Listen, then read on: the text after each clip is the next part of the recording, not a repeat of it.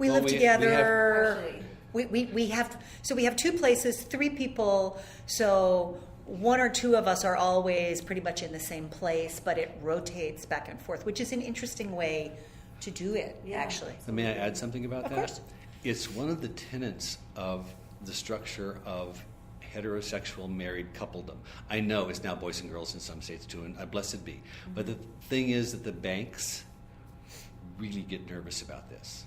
And the insurance companies really get nervous about this. And perhaps not for the reason we would think. It isn't like, oh my God, you can't have a boy marrying a boy and a girl marrying a girl because God. You know, it's you can't have a boy marrying a boy marrying a boy and a boy marrying a girl. You can't have more than 2 because that starts competing with people for finances, for property. Oh, yeah. And that starts making insurance plans much more difficult because there's a 3rd person or a 4th person or a 5th person. So it's competing directly with business on a private basis without business rules. How interesting. It's about money. Yeah. It always boils down with these people.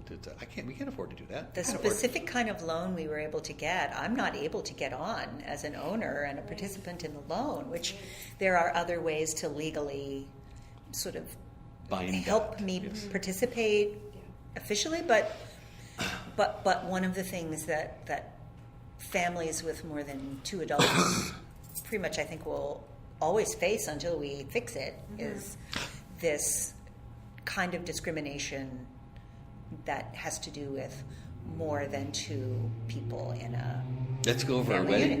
unit. This was the first clue. Carol and I have been registered as domestic partners for 27?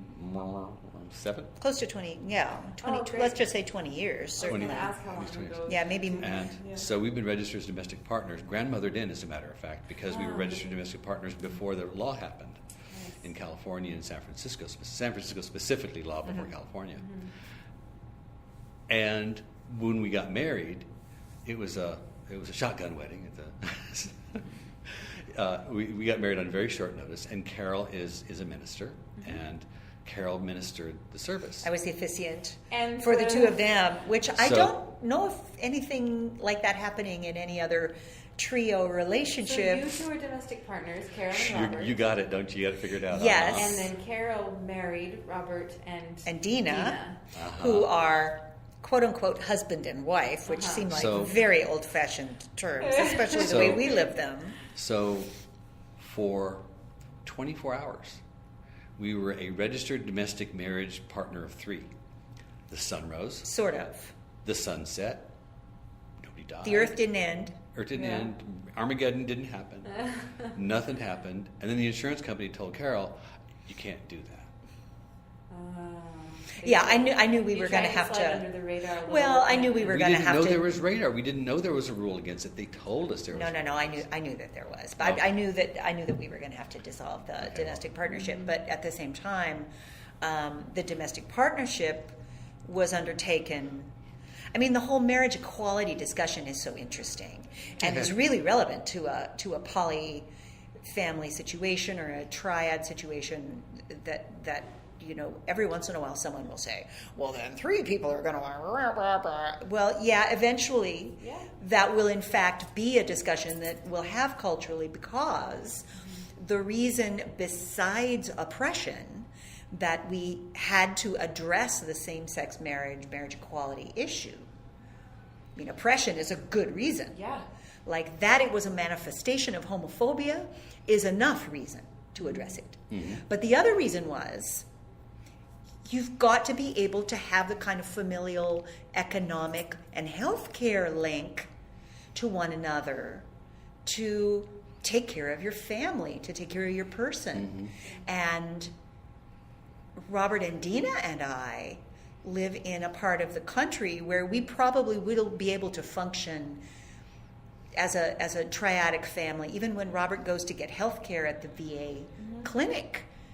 Both of us or either one of us goes in with him, and they must know kind of at least what's going on. It says in my file he has 2 partners, and he brings his partners with him. But in some places... I had to start bringing my partners with him because the VA is notorious for its, what would we say, willingness to have some level of chaos going on in its statements. Yeah. So by having witnesses, once we got a doctor that was not a resident, once we got a real doctor, and once we got witnesses in place, the care just went smooth right now. But It's amazing how. But it's really good care. I'm going to say that VA's got good care now. Great. But as gay men discovered during the HIV epidemic, as many people of many gender identities have discovered, part of our ability to live fully in the culture is our ability to interact with these systems, like the healthcare system, that almost everyone is going to have to connect with at some point, is going to need. And if some family or relational units are cut off by definition, we've got a huge issue there. People say they get married because they're in love and all the things, and that's lovely, that's wonderful. I'm not interested in marriage. I don't want to do any of that for any reason. My love lives as love, and my decisions about who I am with and how I interface with them in all ways, including economically, I just make those decisions as I make them. But there's something about the possibility of being cut off from access when someone is in critical care. And you know what? People have got to understand that will be part of most of our lifespans at some point. Yeah. And in the alphabet community, the LGBTQAAPO, I forgot I, etc. This has always been a problem. It's like, oh my God, Steve's in the hospital and I have to go see him. You can't. His family's there. They won't let you in. Right, Yeah. absolutely. No. There is one document in the hospital that has a spot for who do you deem to be your medical decision maker, and I tried to put down 2 names. They said no, and I could hear the movie quote coming through as they were saying this. There must only be one. But, Yeah, I guarantee you, if somebody's got 2 parents, Yeah. even if they cite one parent as the main person who makes the decisions, legally they could default to the second parent, and it would be a no-brainer for the courts. Well, thank you for clearing that up for me. I will try that.